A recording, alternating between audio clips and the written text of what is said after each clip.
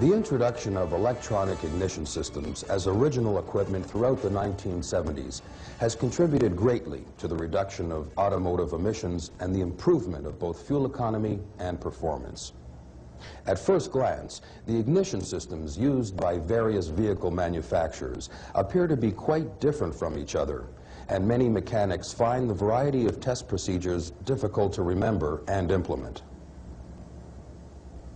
AutoKnow has simplified this problem by developing test procedures that are common to most domestic and import cars.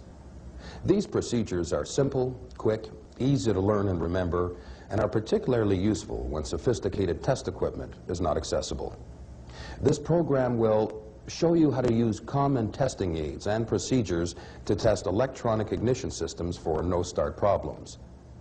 It will demonstrate some techniques to isolate module and sensor problems, and it will identify some methods to help isolate intermittent problems. The test can be carried out with a 12-volt test light with extended leads, a jumper wire, a small 1.5-volt flashlight battery with leads attached, a spark gap tester with an extension lead, a voltmeter, and a tacked well tester.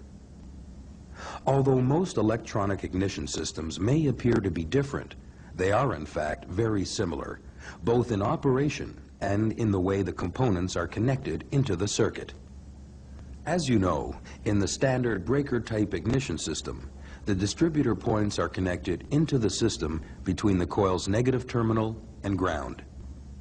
In the regular production distributor-type electronic system, the ignition module takes the place of the distributor points and switches the primary current on and off electronically.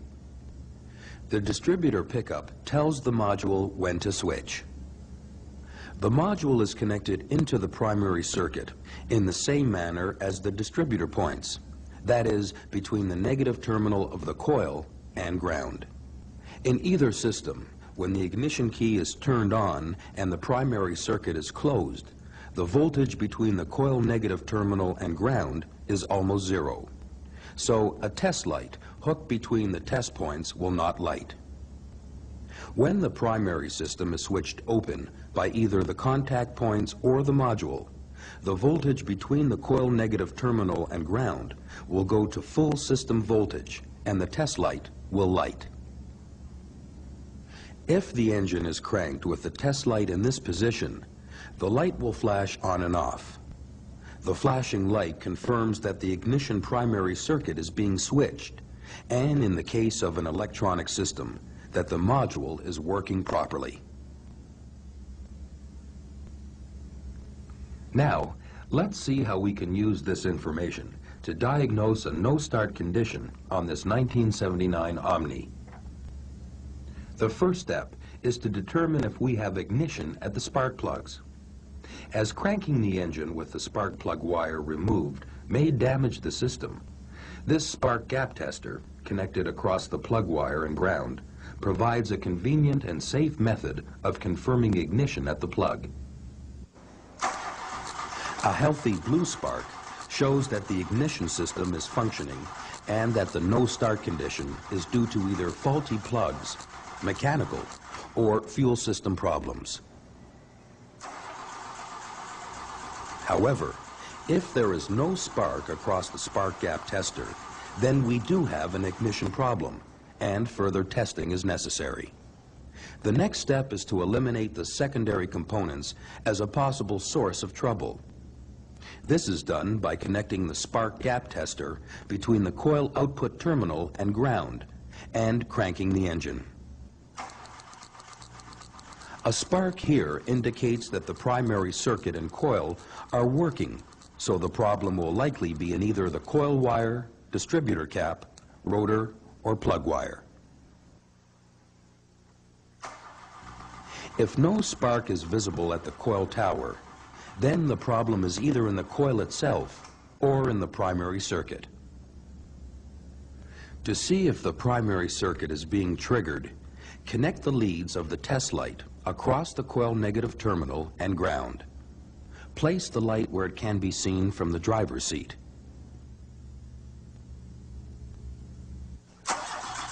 The light should flash or flicker when the engine is cranked. If this does not happen, then the primary circuit is not being triggered. We have now narrowed the problem down to a primary circuit problem, an ignition module problem, or a distributor sensor problem. You can qualify the primary circuit by using a voltmeter to check the voltages at various points in the circuit.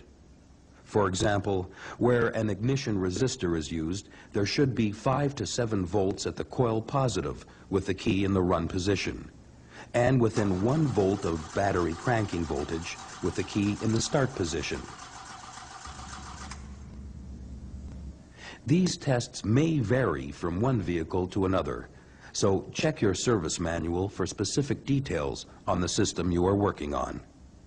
If the primary circuit tests satisfactorily, then the problem has been narrowed down to the distributor pickup and ignition module. Now, to find out which of the two components are causing the problem, separate the distributor connector as shown. Turn the ignition key on and momentarily make and break a connection between cavities 2 and 3. If the test light does not flash, this shows that the module is defective. If the test light does flash, then the pickup is defective. To prove this point, connect a new pickup to the module and, with the key on, pass a thin piece of iron through the Hall switch or sensor. This should cause the module to trigger. The procedure we have just demonstrated can be applied to almost any vehicle with a separate ignition coil, where the terminals and coil tower are accessible. On many GM products, like this 1980 Oldsmobile Omega with high energy ignition, the ignition coil is inside the distributor cap. Therefore, we must use a slightly different procedure. With the engine cranking, look for a healthy blue spark. In this case, the spark does not exist, so we have established that we have an ignition problem. As the high voltage terminal of the coil is not readily accessible, before removing the distributor cap, make the primary trigger check as follows. Connect an adapter to the tachometer or coil negative terminal. Connect the test light to the adapter and ground. Place the light on the windshield or cowl. If, on cranking the engine, the light does not flicker, this means that the primary circuit is not being triggered. So now, let's test the module and pickup. Remove the distributor cap and place it aside.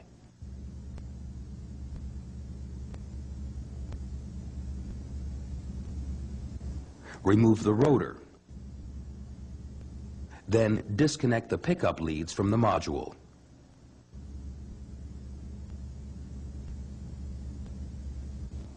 With the test light still connected, place it beside the distributor.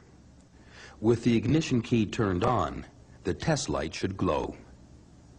Next, substituting the test battery for the distributor pickup, connect the negative battery lead to the W terminal on the module. Then touch and remove the positive battery lead to the G terminal of the module. The light should flicker. If it does not, this indicates that the module is not triggering and is most likely defective. Before you replace the module, take a moment to verify that there is battery voltage to both the ignition or B terminal of the module and the coil negative or C terminal of the module. As these readings are correct, we now know that the module is defective. With a new module in place, to verify that the system is now working correctly, turn the key on and hook up the test light. The light will glow. Repeat the trigger check with the test dry cell. Now the light flickers when we create the positive voltage pulse to the G or green pickup wire terminal.